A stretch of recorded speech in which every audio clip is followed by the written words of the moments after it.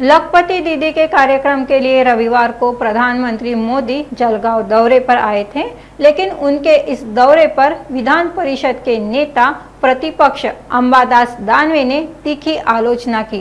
प्रधानमंत्री ने कार्यक्रम में कहा कि महिलाओं पर अत्याचार करने वालों को न बख्शे, लेकिन हम चाहते हैं कि प्रधानमंत्री दीदी को सक्षम करे, उनकी रक्षा करे, उनके पति को नौकरी दे, ऐसी आलोचना दानवे ने की।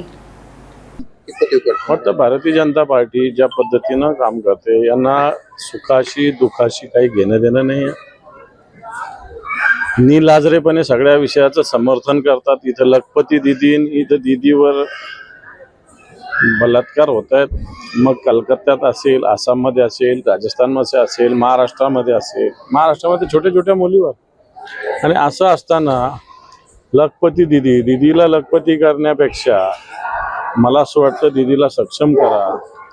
दीदीचे जे हस्बंड आहे त्यांना नोकरी द्या, जिजीचे मुलं आहेत त्यांना नोकरी द्या, ही भूमिका घेतली पाहिजे किंवा त्यांना संरक्षण देण्याची भूमिका घेतली पाहिजे। सगळ्यात आधी मला असं वाटतं मागच्या काळामध्ये नरेंद्र मोदीजींनी या महाराष्ट्रात 27-28 सभा घेतल्या होत्या। असा शोबाजी होता आणि त्याच्या आधी महाराष्ट्रात ते दररोज यायचे, एक दिवस अमित शहा, एक दिवस नरेंद्र मोदी, तरी महाराष्ट्रातील जनतेने त्यांचा पराभव केला आहे।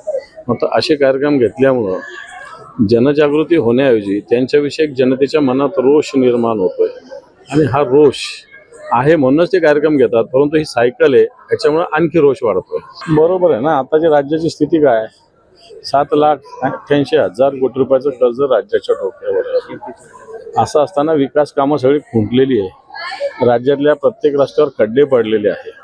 आणि हे कोणता उदो करतात, कोणता लेख लाडकी 1,500 रुपये किती जणांना मिळणार आहे, तर फार कमी जणांना मिळणार आहे।